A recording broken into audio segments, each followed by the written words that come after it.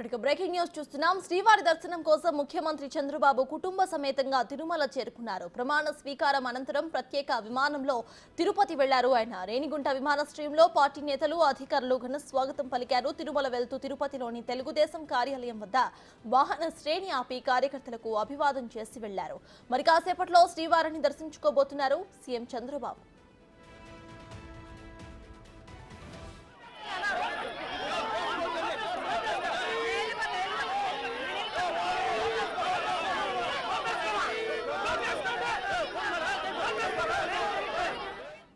CM పర్యటన సందర్భంగా అధికారులు వ్యవహరించిన తీరుపై చంద్రబాబు అసహనం వ్యక్తం చేశారు. గాయత్రి నిలయం వద్ద సీఎంకు స్వాగతం పలికేందుకు వాహనం వద్దకు టీటీడీ అధికారులు ఎవరూ కూడా రాలేదు. దీంతో ఆయన వాహనం దిగి గాయత్రి నిలయం లోపలికి వెళ్లిన తరువాత పుష్పగుచ్చం ఇచ్చేందుకు టీటీడీ ఇన్ఛార్జ్ ఈవో వీరబ్రహ్మం యత్నించగా సీఎం తిరస్కరించారు.